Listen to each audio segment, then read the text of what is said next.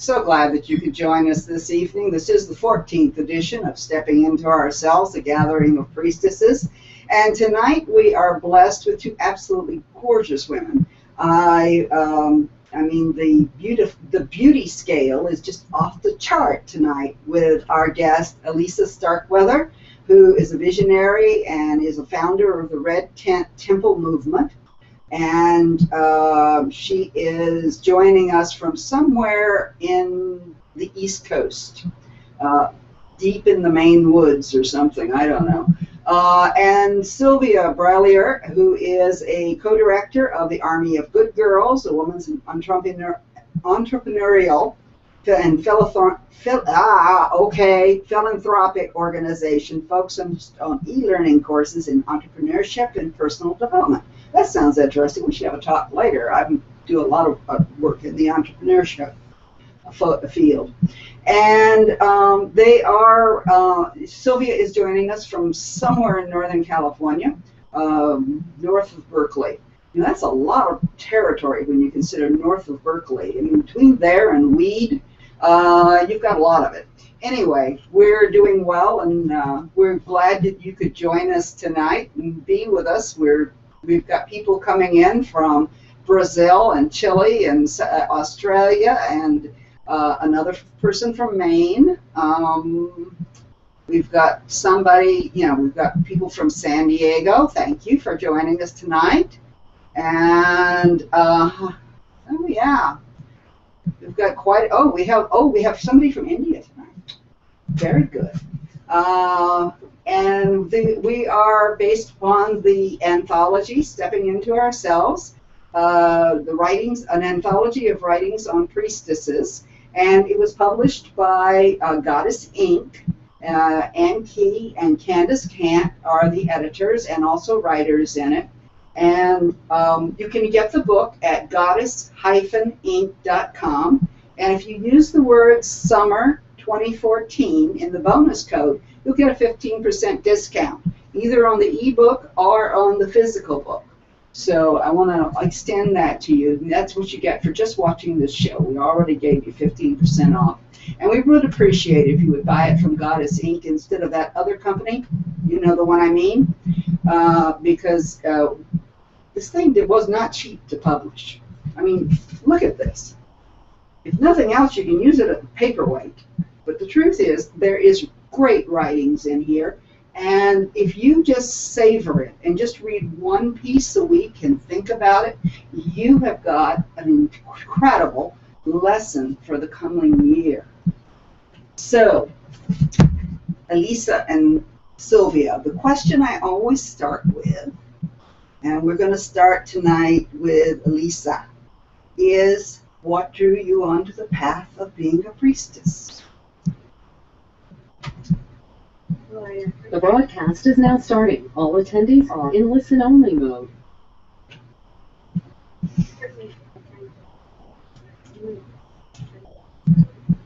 Together to talk about this. Can you hear me okay now? Yeah. So, for me, I just want to say that I feel that path called me. I didn't consciously go after it. It beckoned. So in my life, I had come to this place where I really wanted to be of service. I had a deep longing to do something, to be part of history and make it part of living my gifts and making a difference. And I actually knew Sylvia during this time in my life. We've known each other for 27 years. And so in my journey, as I asked what I could do from an intuitive level, what came back to me was to really create a training or something that women could go through to own inside of themselves the archetype. So interestingly enough, I don't actually give myself those labels. I don't call myself a person with this. I don't call myself a shaman. I try to stay with maybe the not knowing of who I am as a being, as a person, as a woman. And so therefore, what is it inside that calls each one of us to the deepest mystery, to what we were born to be. So for me right now, the priestess, as we unbury her, as we find her again, she was very important to our history. And many cultures have been able to keep her, but some cultures, she's just obliterated. And so it's this time that we are really up against. We're up against it. I mean, Sylvia and I have spent our whole lifetime just looking at each other's eyes and the action of what can we do here. And it seemed like one of the most important things we could do was to take the priestess out again. The woman who's in her spiritual leadership, the woman who can be with the mystery, the woman who can stand up to leaders, the woman who can develop her own gifts and her own, to put it into action in a way that I think our culture around us really hasn't even seen the likes of what women can do once we start to really honor and hone our spiritual development as a woman. So I think the priestess is in every single woman. She's waiting in there. She's in every man. She's waiting in there to talk to us. And fortunately, when I really got down on my hands and knees and said, what can I do here? She came and said, do this. Lead women towards me. And so for the last 16 years, that's what I've been doing. Amazing talk. Yeah. So we're having some people that are saying they're having difficulty hearing. So I want you to be aware, everybody, we know that there's a little bit of a sound problem with ALisa. She's not got a really great connection. So what I'm going to ask you to do is to turn up your sound whenever she is speaking so that you can hear her better. I'd appreciate that. I will turn up it as far as I can go, but you'll have to do it on your end as well. All right, so Sylvia, what drew you onto the path of being a priestess, besides ALisa dragging you, kicking and screaming? Actually, it wasn't like that. No, it wasn't like that at all. Actually, for me, I grew up, my father's a minister, and so I grew up with a very spiritual background, but my parents were very progressive in their spirituality, which I was grateful for. And early on, I had a lot of unusual spiritual gifts from child, 8 years old, 7 years old. I was seeing things and hearing things that nobody else was really experiencing. But I had the good fortune of having parents who would say, Sylvia, we don't see it, or we don't hear it, but we believe you. Mm-hmm. So I didn't have to be like so many who they're having things happen, and there's no resource for them. Well, I didn't have anyone who could teach me and explain it to me. At least I got understanding, which is more than so many people with intuitive gifts get early on. And but then as time went on, I started to feel a sense of like in the church there wasn't an icon. The goddess didn't really exist in the Protestant church, for example. We didn't even have Mary, and that kind of rubbed me the wrong way. Just saying, kind of rubbed me the wrong way. And while I still a deep love for Christ, I really needed something that modeled sanctity, divinity for women for me. Because here I am, this person with having incredible access, really from an early age, but there was no modeling. There's no one to show me how to be about that. There's no one to show me how to go deeper. I had to be self-evolving, which is in its, that's a beauty in itself. Luckily, I had enough inner resource to take it and do something with that. But I just kept on plugging along, and then found the incredible beauty of being able to share these other deeper practices that deal with things that aren't talked about in the everyday world, that aren't talked about in the main religions as much. Things like intuition, direct connection, the divine feminine. What does that look like? And then on top of that, the whole castigation of sexuality that happens, particularly in some of the major religions. It's like, where's a place for that? This is an important part of me that I want to honor. And I don't want to see my sex and my sexuality as somehow broken or dirty or wrong. It's innate. It's a part of me. So that drew me more towards the East and to Tantra, and trying to find ways like, where is the goddess sanctified? Where is the power of woman sanctified? Where is sexuality sanctified? And how can I bring that to the world? And particularly, like, there's a lot of people who, Tantra is about perhaps like a sex therapy. That's great and everything. For me, it's like, how do I find the holiness in this body at this time? And how can I help others do that, men and women? So I don't work just with women, I work men and women. And how do I help to bring that to men and women and bring understanding between men and women in a place that can be balanced and whole, and both of us honoring the feminine and the masculine? How do we come into that balance and move that direction in a more whole way? And so this has been like a big emphasis for me, is how do I priestess in such a way that I can create in a container or environment where people can experience their own beauty, their own depth, their own connection to spirit that isn't mediated by me or a system or by some set of rules. Like, how do I create a container that opens the door for people to find their own path through? That's what really draws me. And how do I do that in a way that's compassionate, that's honoring, that's loving? And how do I promote that compassion and love towards each other, but towards oneself? Because I really believe that love is the answer. And if I'm going to be a priestess, I'm a priestess of love. Like that, I stand for that with all of who I am. And how can I make that apparent in every action I do? How can I live in impeccability as a priestess? And that's a little bit of my, there's a few of my 10 cents. Okay. Well, what I'm hearing here is a theme that goes through, and obviously, as on the last show, I was talking about the fact that the only person I've known longer than Nikki Scully is my husband. I've been working with her since 1985, and I actually showed up about 2 months after her husband. So both of us, barely have our husbands longer than we have each other.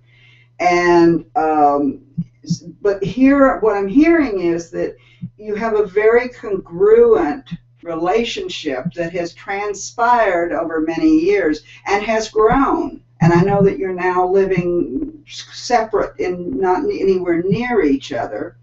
And one of the things that I'm going to ask you is, to talk about a little bit about your relationship and how you've maintained that, because some women have trouble maintaining relationships over a long period. Maybe they have 1 or 2 friends, but particularly friends who are as powerful as they are.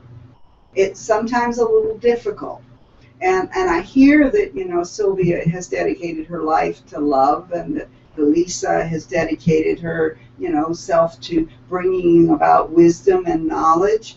And, those are things I want to know about as well. But the very fact that you've been friends, best friends, for that long, I think is something that is information that our listeners are really hungry for, because some of them, they don't have that. They not only don't have that person, they aren't sure how to get it.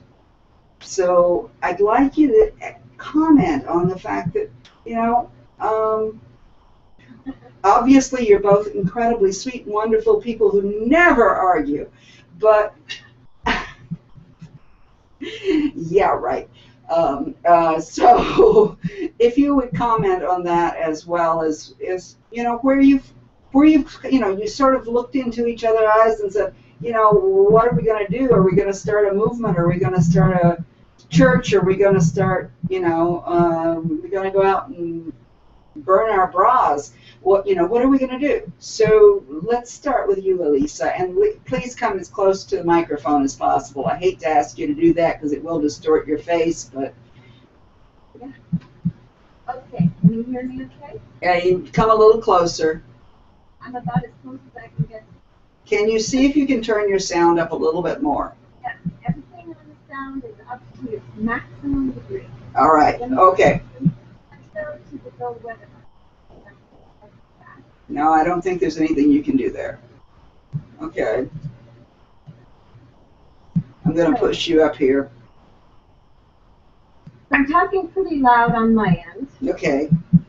Can you hear me okay? Yes. Okay. Hate to be shouting at people tonight. That's what it feels like. Okay, so so first of all, I just want to speak for a moment to the people that are with us, or the people that will be listening, and to say, every time that we come together in a field, to be able to share a bit of time together, it's important that we recognize that it's not just the three of us, but it's the energy field out. And I'm very aware that Sylvia and I have a lot of community, a lot of family with us tonight. And so for us, one of the most amazing things is that both Sylvia and I have had we've had a very mystical life in a lot of ways prior to the time that we met. And so, Sylvia, as I started to go through my life, people actually would tell me that they thought I was Sylvia. Now, I know it's a little hard because right now I have different colored hair and Sylvia has dark hair, but there was this time that before I ever met Sylvia, for years, people would think I was Sylvia. Mm-hmm. And so they would say, do you know this woman? And I would start to say, you mean Sylvia? And they'd say, do you know her? And I'd say, I don't know her. But I've been hearing about her. And this happened like all the way up and down the East Coast. And so finally I was in Florida. And people were like, do you know this woman? I was like, Sylvia, right? And so I was like, who is this woman? So we finally met each other. And it was a very extraordinary meeting for us. We recognized each other immediately. Immediately. We had a 4-mile radius camping. We had actually camped 20 feet from each other. And some other people said, you have to meet this woman. And I was like, is it Sylvia? And so Sylvia, and I was actually pregnant at the time, my daughter, 27 years ago. And they brought her to me. And I don't even think we talked. We didn't even say hello. We just looked at each other and started to laugh and hug and laugh. And what we found is that we had had dreams in our lives where we could actually tell each other different parts of the dream that we were dreaming, significant dreams we had had that we knew other parts of the dream. So we knew that in this lifetime, however it happens, in this lifetime that we were actually very much meant to know each other, to be together, to work together, to, because I also think that my most important thing for me is also love. So, and Sylvia taught me a lot about love. I think I can say that, my best lessons about when I wasn't loving myself, Sylvia definitely stood for loving me. Mm-hmm. And at the time together, we actually lived in community. There was a time that when we were in our 30s, we were leading ceremonies and doing a lot of breath work with people. And I'd say, geez, Sylvia, we're only like 30 years old. Why are people acting like we're grandmothers to them? And I remember Sylvia, she would say, well, because right now there aren't the grandmothers in our community, so we have to sort of fill in early. Or she would say, I'd say, Sylvia, all these people are it's like they seem to look in our eyes and see the goddess, and I'm not the goddess. And she said to me, you know what, just be her. They need to see her, just be her. So over time, we have been through many things. We've raised our children up. We've done we've done separate work on the planet. but always we had each other, and sometimes people would call us twin flames. And I'm so blessed. I mean, who would not be blessed to have a woman that you're not, you don't have a birth mother with, that somehow Spirit has said, pay attention through the whole life cycle and help each other, lift each other, ally with each other, fight with each other if you need to. And when I forget, when I was a young woman and I would forget who I was, Sylvia would say, you have to remember. And when Sylvia would forget, I would say, you've got to remember. So we had this reflection, this mirroring. And we actually do two very different sets of work. But we can always, because our vibration is such, we're very different in a lot of ways, but our vibration is such that we share a lifetime where we said we would come in and we would give everything that we could in our power and our creativity and our love to make a difference, because we know that we are in trouble right now on Earth. And we have to open up to things that are extraordinary in ourselves, things that we don't even know we can do or we don't even know we can be. And our dreams and our intuition and our life gave us the knowing that something is going on here that you cannot always see. But if you open your eyes, it is amazing. And Sylvia is one of those amazing things in my life, amazing beings that says, I am ancient. I may be a woman bringing forward priestess in my lifetime, but I would say from the artwork that Sylvia's done, that I can see in that artwork places where we journeyed a long time ago. I see places where, we've probably been mother, sister, daughter, friend, lover, child. We've gone through whatever it meant to come into this lifetime. And it's astounding, really, what the two of us and separate bodies have been able to do. So Sylvia, it's your turn to talk. And I think that there is something about that. It's like whether it's true or a fabulous fun fantasy, that it's as if maybe at one point we were one seed and we split in two to get more done.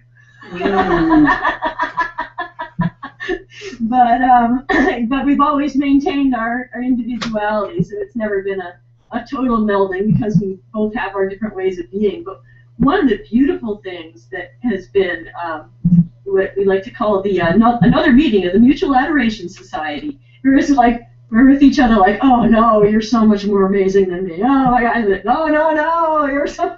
The reflection of the other woman has just been glorious, and I know there's been so much learning between us, and then for us to be able to share that out into the world. I mean, it's the sisterhood is powerful,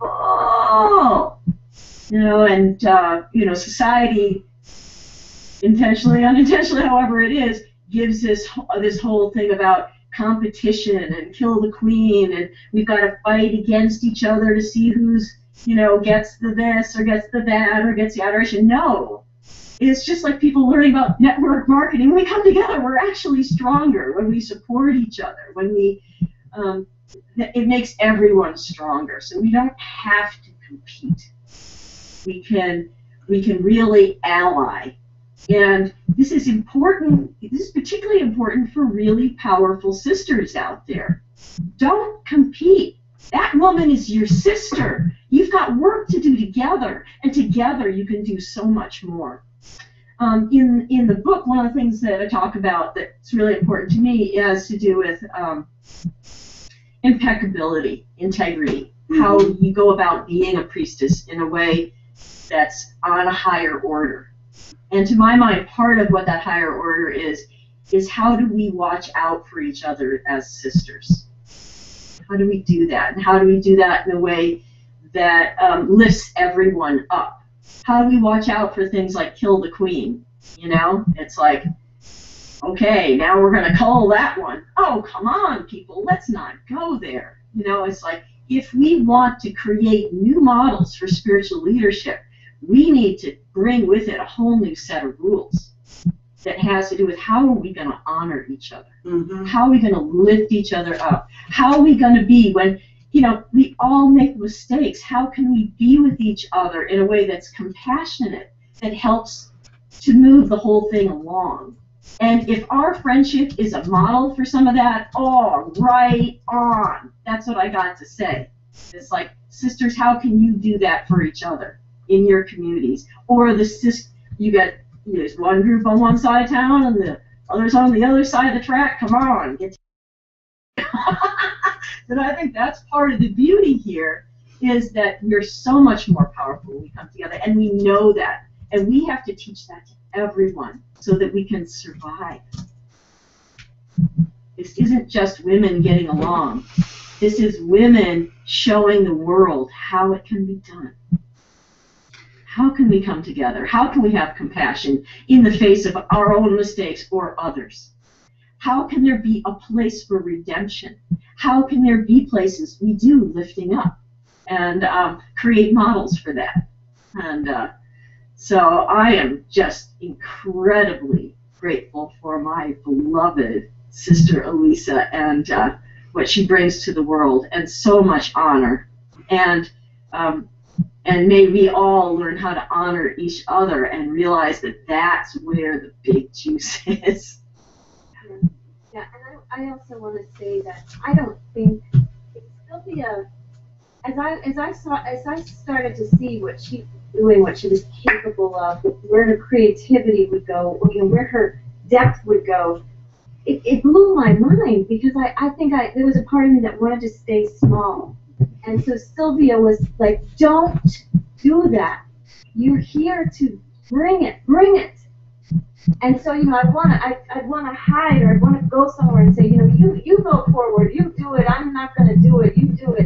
And she would, like, it would be like a battle, like, come back and grab me, like, come on, we were born to do this, let's do this. And there were times there was jealousy, there was envy, there was, you know, there was crazy things that happened, but you know what? Love was our premise. It was always our premise, and because of that, I think what Sylvia is saying is also travels through the network of the women that I'm with and I work with. And that is that it's not because we have, it's not because we don't ever have the difficulties. It's because we have the difficulties, we do the shadow work. We look at where we've fallen down. We look at where we're still learning and growing. We look at where we're tender. We look at where we've made the mistake. And then we're willing with each other. We're willing to actually keep going and not having it be like a bruise or a story or an offense, but to love ourselves through and getting better and better and seeing ourselves through. And, you know, and as Sylvia is saying, as we look at the world right now, I mean, I just came back from Israel.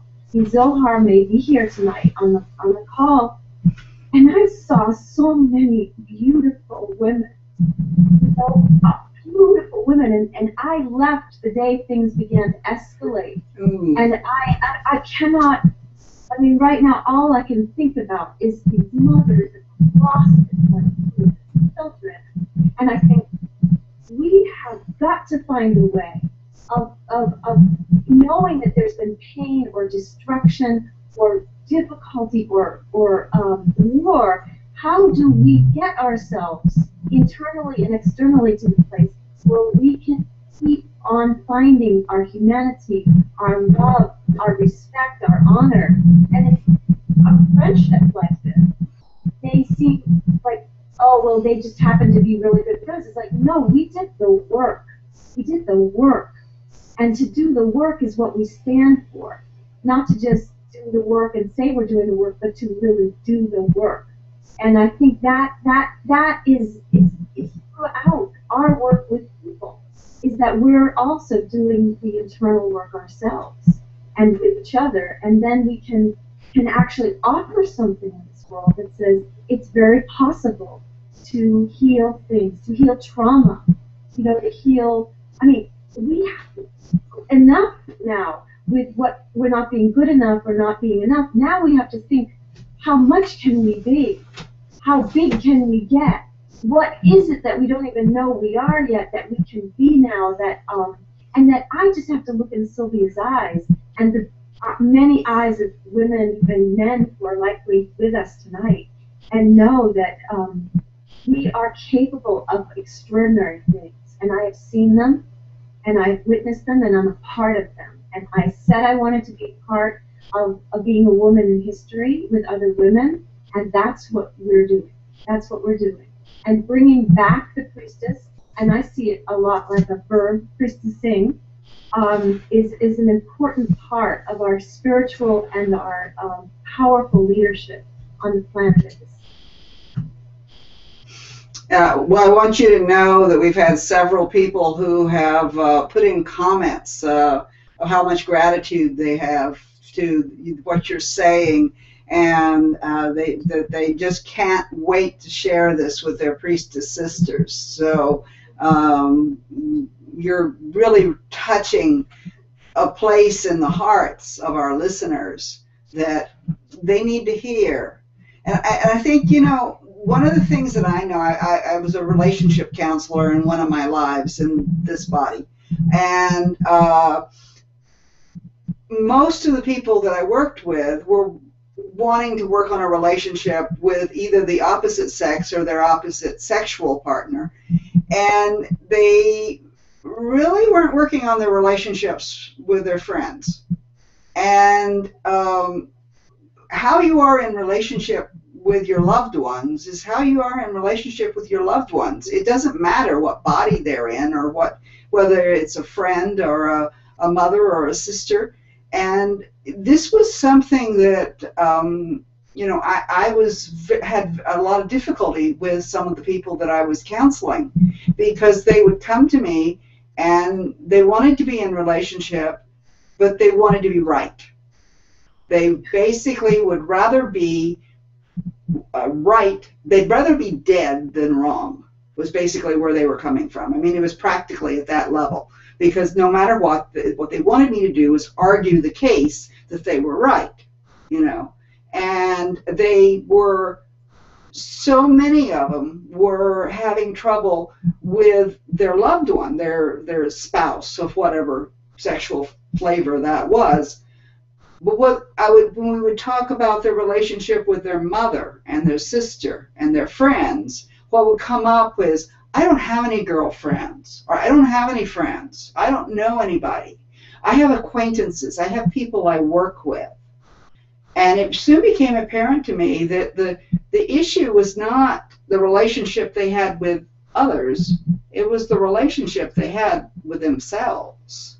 And that if they didn't love themselves and willing to show up and be all that they could be, if we can quote the Marines or the Army, you know, there was a loss there. So this is something that, you know, there's a place there where we have to look at the relationships that we have and how we shelter them. And I know that both of you have created relationships with groups of people, not just with each other. You've each created quite a bit. I mean, between Red Temple Movement, the Daughters of the Earth Gathering, the Women's Belly and Womb Conferences, the Priestess Path Mystery School.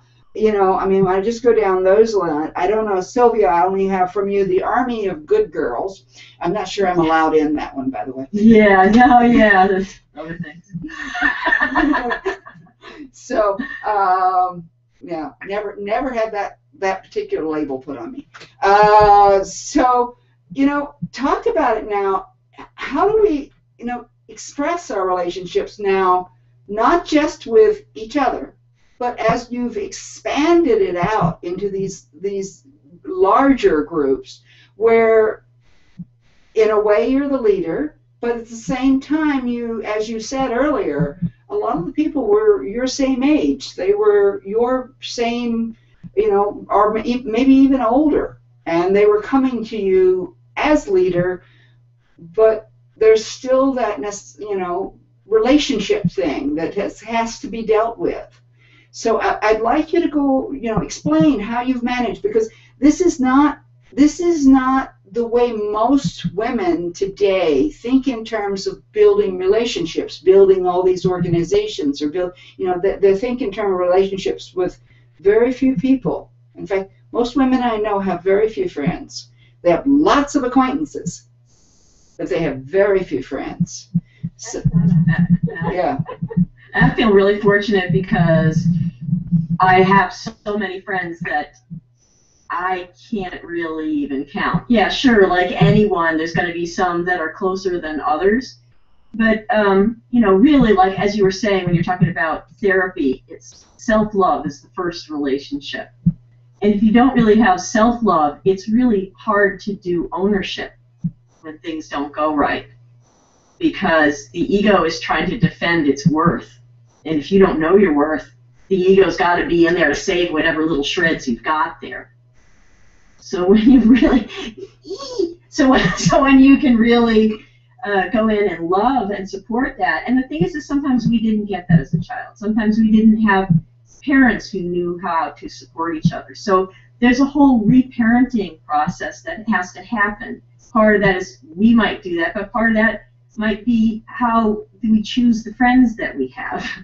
Friends that can hold us in a high place and know who we are even when we forget who we are. And sometimes we need that modeling until we get it, until it sticks. We're valuable. You are valuable, and until you can really know that. And so then in that place of knowing your own value, knowing that you're lovable, knowing there are people in your court and you're there for others, that gives you a foundation for strength that is immutable. Together we have so much more. And in terms of dealing with leading groups or being in groups, I think we're coming into a new form of leadership, or at least I like to think so. One that's less based on hierarchy.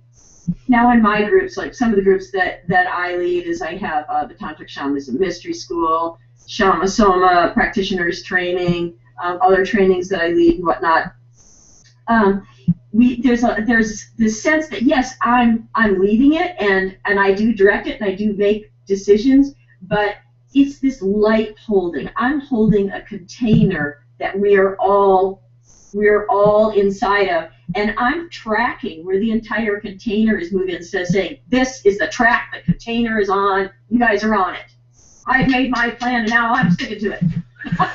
No, it's much more, it's like, as a leader, you want to have a strong enough container that you can create safety. People know that there's something holding them. It's not going to wobble, and the person who's done the freak out isn't going to take the whole thing off into that jumble. It's like somebody who's going to be able to keep it contained and yet be open to the feedback from the container. Be able to track what's happening real time instead of your idea of what should be happening right then. So a lot of it is like, you do a planning beforehand so that you can relax when you're going to lead, but when you get there, you must be willing to let go of that plan. Because that may not be what Spirit's calling for, it may not be what the group is calling for. It's learning how to lead from the back, and it's kind of like, what is actually going on here? How can I support these people at this moment? Not my agenda.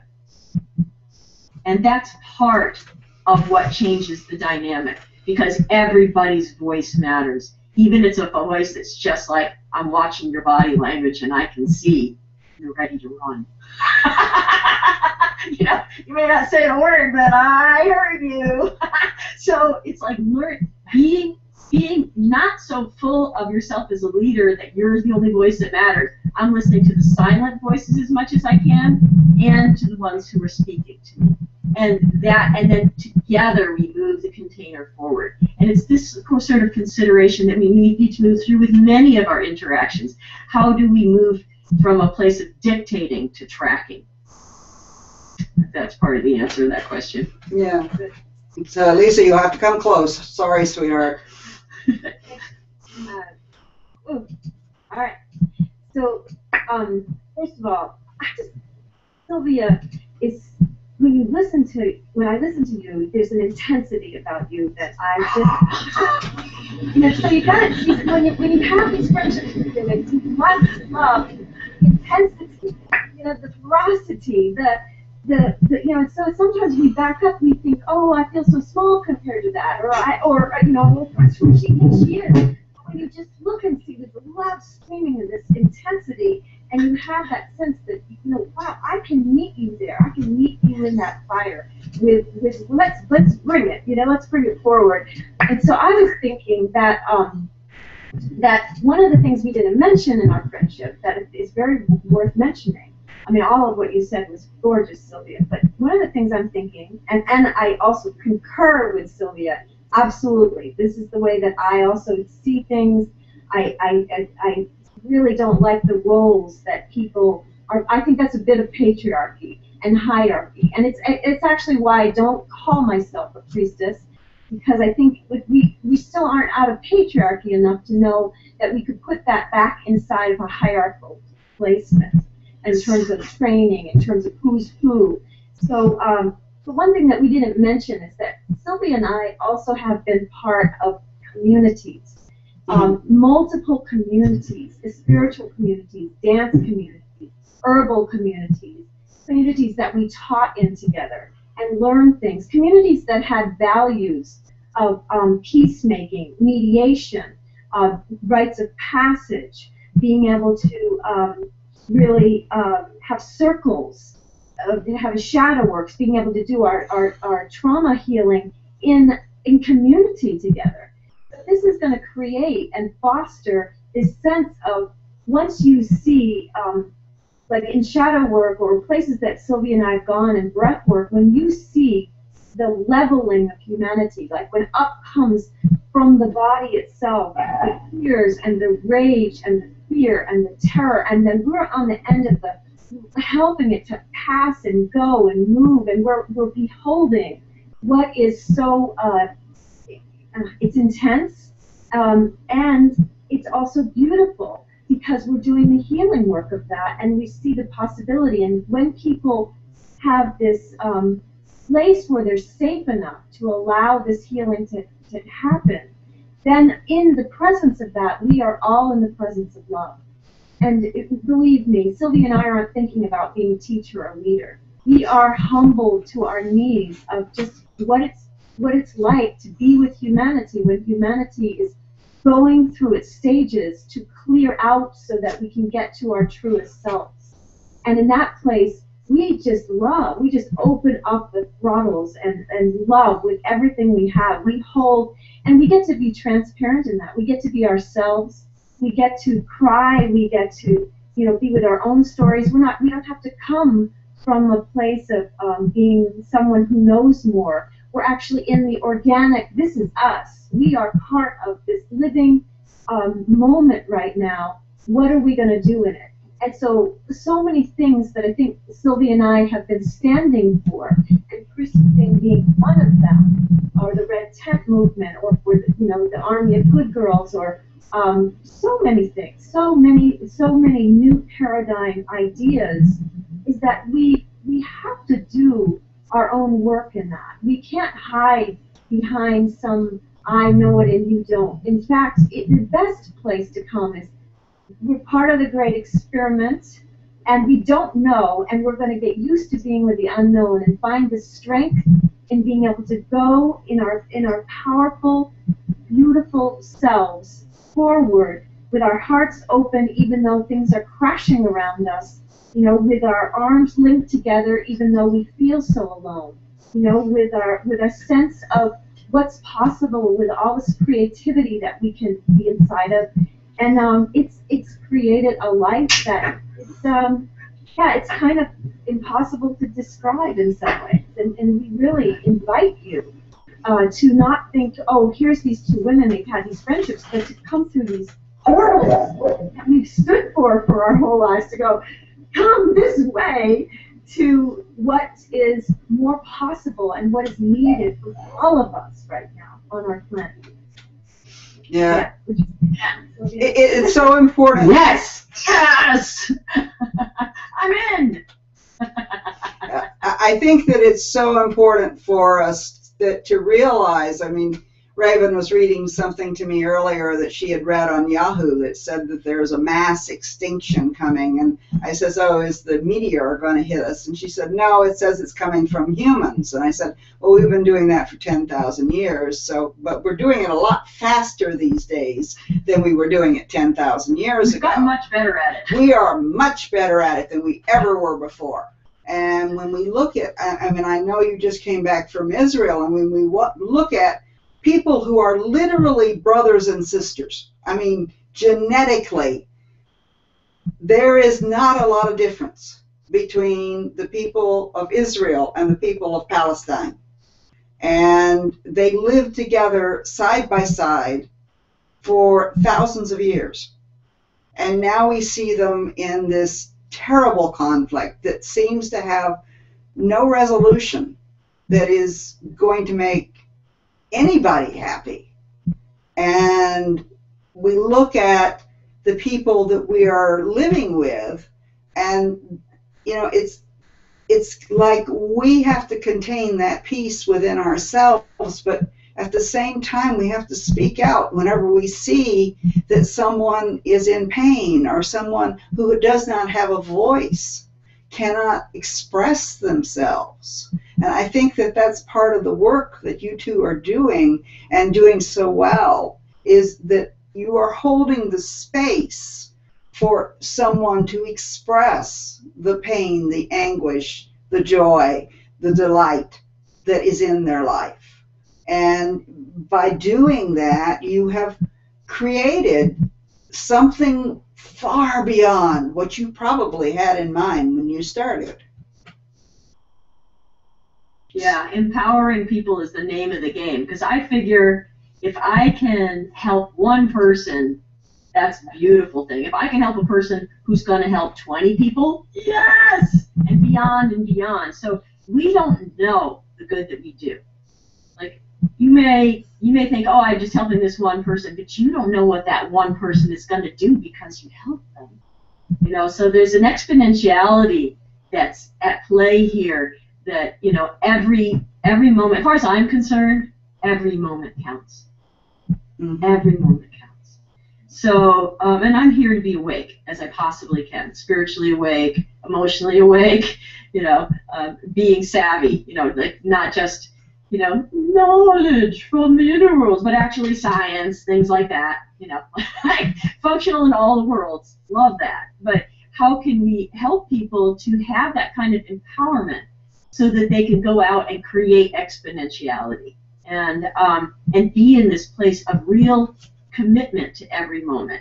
And that means every commitment, in every moment, I have to look at inside of myself everything I say, mm-hmm. everything I think, everything I do. Is this in alignment with what I really want for the earth, that I really want for myself? Is it authentic for me? And a new kind of spirituality that arises from the authentic expression of the soul. Because when we're inside of that, there's just like so much wisdom to be gained. And how do we be in that place of authenticity and then find ways that we can come together and both be authentic and sharing? It doesn't have to be like, I am most authentic and you must do what I do. No, I am most authentic. Like, how do we like learn how to do a dance where we both get to be individuals and do something amazing together? And that, you know, it seems like, well, maybe that's complicated, but hey, it's worth it, because in that unity there's so much more power. For example, one of my shamanic teachers from years ago said, if you have one person, you have one bundle of energy. If you have two, you have four. Mm-hmm. Exponentiality. It goes on like that. So working, there's a lot of good and necessary things that need to be done by working on your own self individually, and then coming together in groups.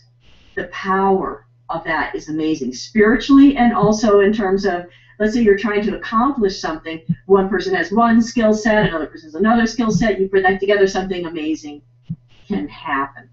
And how do we do that in a way where we're reaching out to all kinds of people? Like, how do you reach out to people who are very different than you? and do that in a way that honors them. Not like I'm reaching out to you, now you can be like me. No, how do we find that common place between religions, between races, between sexes, between orientations, whatever it is? Where do we find that balance point where we get to dance together and something amazing can happen because we've chosen to listen for where that center point is and work together? ALisa, would you like to comment? Yeah, I mean, I'm going back to, right now we have so many wars on our, I think it's like 48 wars that we're experiencing right now. And a lot of these wars are not the people. It's, you know, we're really working a lot with so much to do with corporations and energy companies and politicians and decisions that are not ours. And so even coming back from Israel, what I'm seeing now is that there are places where the Palestinian women and the Israeli women are saying, we've had enough of this. We don't want this. And it's you know, something here needs to move in us. And I think it happens in communities, it happens in groups, it happens in a place that says that you don't need to give up just because you don't see the world that you want. It actually is going to require a massive amount of us coming together. I mean, if you look at Facebook or social networking, or even those dances where people, what are those dances called, Sylvia, where people kind of meet up and they grow into like bigger dancers? Oh, yeah, Billion Rising? Not that one particularly, but you know, like the ways that when we start to do things together, it actually goes through us together.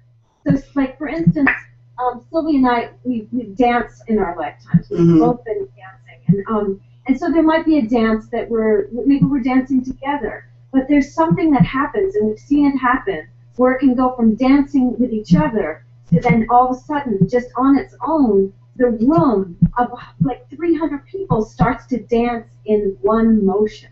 It just, we don't exactly know how it happens, but it sort of starts to get instigated somewhere, and people sort of feel it, and then all of a sudden the whole room is in the motion together. So I think in some ways this is what we're doing right now in the deep feminine sacred work.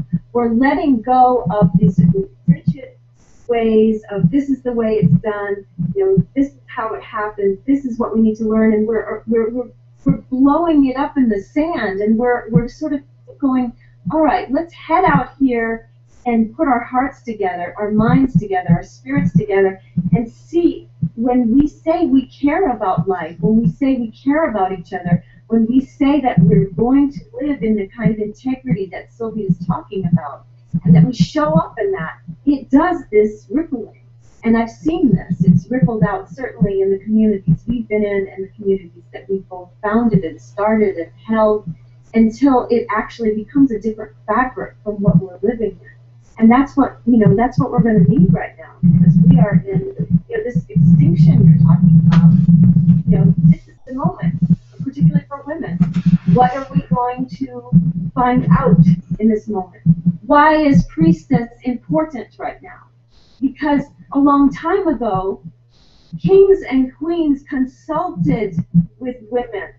They consulted with the priestess to say, should we do this for our communities, for what's going on? And the woman had to say so, be able to say, no, we should not be doing this right now. That's why we need her back. You know, we need her back because we need the authority that she can hold for her community, because at the root of the priestess is her ability to be a conduit between earth and all that is beautiful, natural, what she's eating, what she's dancing, what she's singing, what she's connecting with all living things, but also her people. And her people as in her community, her country, her world, her nation. And that from that conduit place, he is in service to the people and to life.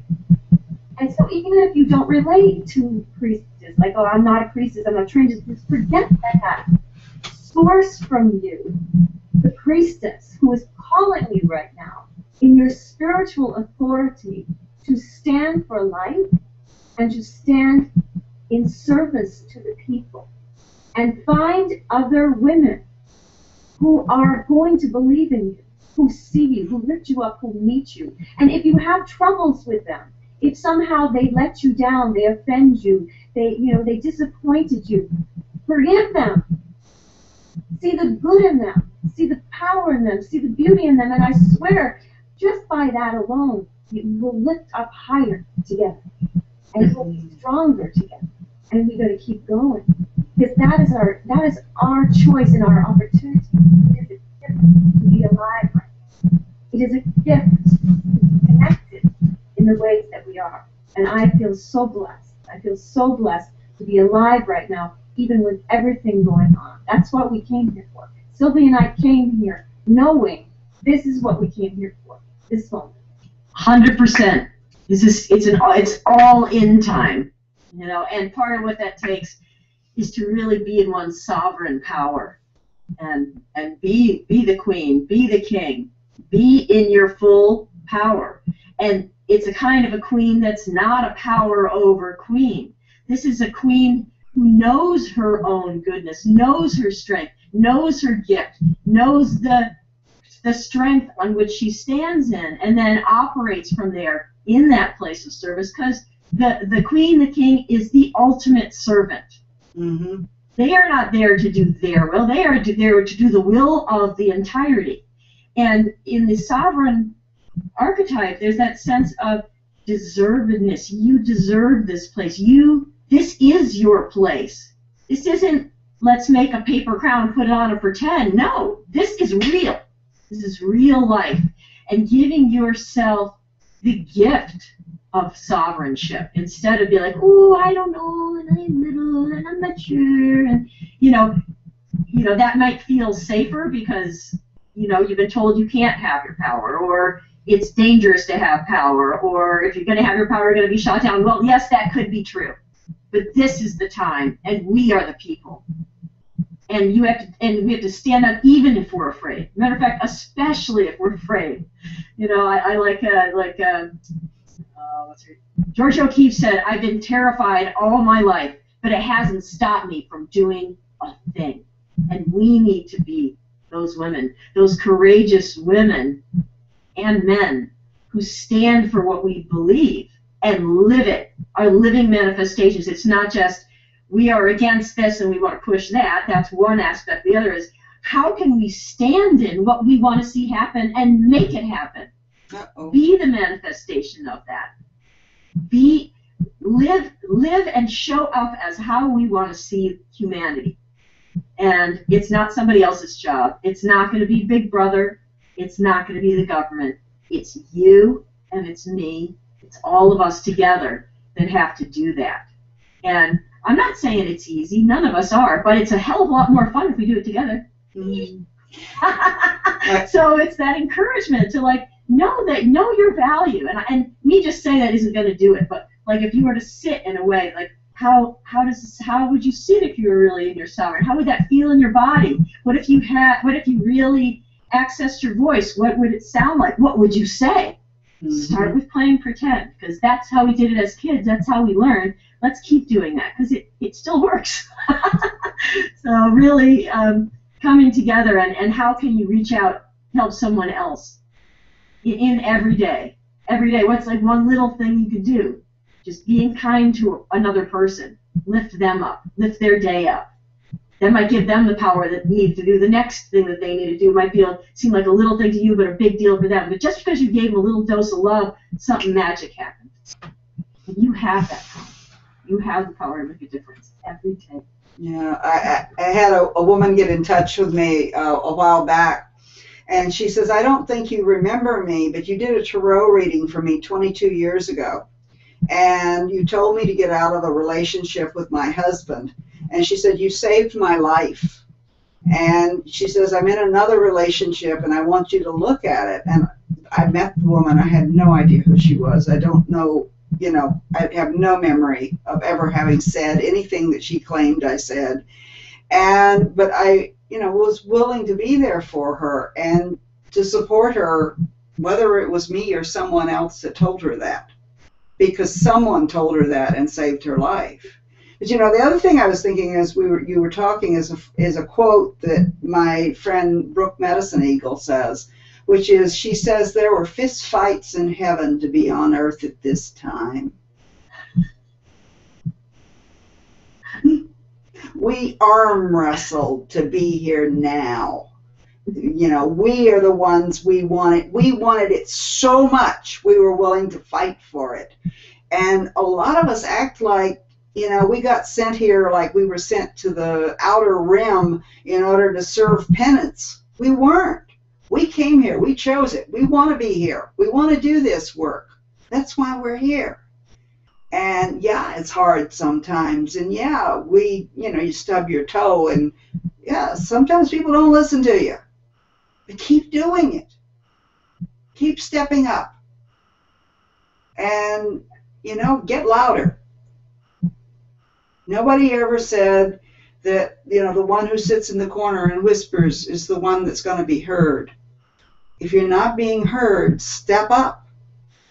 And I really, you know, I'm looking at the comments that are coming in, and, you know, people are saying how much they love the integrity that you're showing, and how much you're showing the understanding and the flexibility and openness, and how the love you're showing is just really opening them up, and they're seeing, you know, that this is a model that we can work within.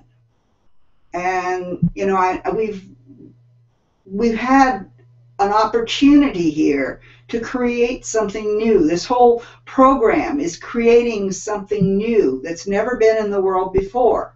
I had someone at an event that I'm actually part of right now, that I told them that I was doing this program for the priestess community. And he says, I didn't even know there was a priestess community. And I said, well, there is.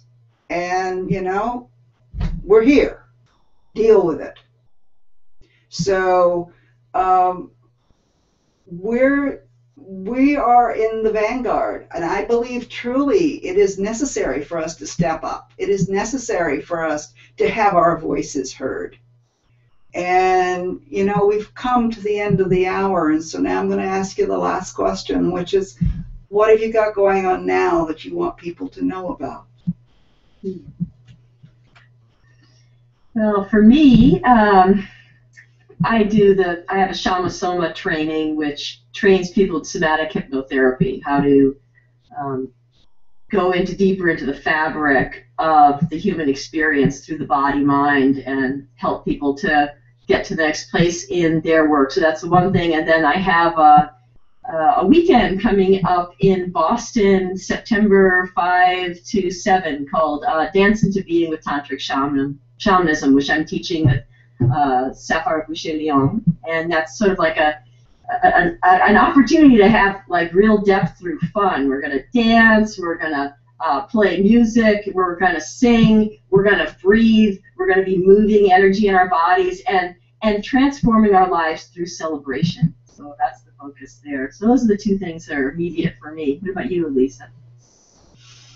Yeah, so how I just want to say that this time together has been wonderful. And so it's odd to kind of move to what to do, you know, like, so I would just say, connect with me, weave with me. Of course, there's always going to be things that are going on, but, you know, in my heart right now, I'll just tell you what I'm thinking of is, how are we going to stop these wars? How are we going to do the work together? How are we going to bring forward what we need to bring forward? So, you know, no program, no thing that you need to come to is really where my attention is. And how can you connect with me? Email me, come to my website, find me on Facebook. Let's talk. Because, you know, yes, I have Priestess Path. It's filling up. And in my heart, it is so much better that we take this time for me right now, just to say, I'm here. Like, let's weave let's make relationship, connection, and find what calls us from inside of why we should connect. Why should we connect? Because when we connect, to Sylvia, to myself, to Gloria, to wherever it is, you know where you need to be, where you need to connect, how you need to source yourself. So connect. Yeah. If it calls you, if you go, yeah, then let's connect. And then we'll find out more of why. Why you. There's probably some.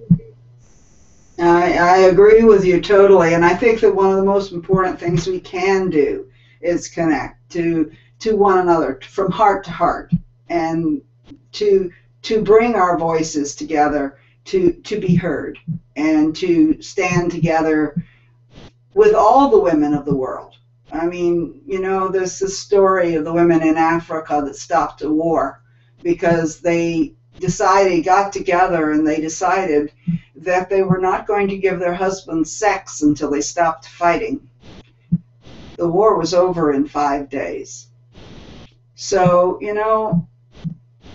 I go to Egypt, and in Egypt they talk about the idea that the man is the head of the family, but the woman is the neck. And the head does nothing without the neck. And that is the part that the woman is the most important one in the family. And a lot of times we don't see this. So, support your own sisters here, but realize you have sisters in other places and support them as well. And I agree with you, ALisa. We do have to stop these wars. We have to stop this and the corporate wars, which are waged simply to control natural resources, which are even being waged in this country. And we don't know so much about them, but they just approved an agent, what do they call it, a herbicide, which can be used on corn and soybeans that contains the properties of Agent Orange. And it's been approved to be used on food crops. It's not a good idea. So, if we don't speak up, if we don't say what is real and what we're seeing, this will continue. The profit margins are so huge that they desire to control. And so please speak up and join together. That's the whole point of this event, is to allow you to get to know your priestess sisters. That's why we're here. So tell your sisters that we're here, and we want you to get in touch with us. We want to hear from you. We want to hear about your troubles. We want to hear about your pain. We want to hear about your love. We want to hear about your joy and your successes. We want you to be there. And whether you study with Sylvia or ALisa or me or Nikki or any of the other women on this thing, it's not about that. It's about, we're here for you. We stand here because we chose to come at this time and support you. And we love having you here. So thank you so much for being present tonight. And thank you both for being absolutely present.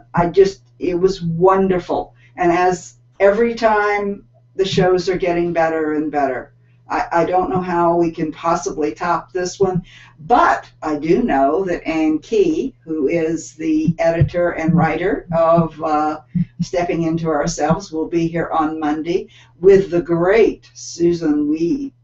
So we will have a special guest that is a very special guest and has many opinions about most things. So, and anybody who's ever been to the herbal gatherings knows what I mean. So, yes. So thank you so much for being here this evening, and I hope you'll come back on Monday, and then we have only 2 shows after that.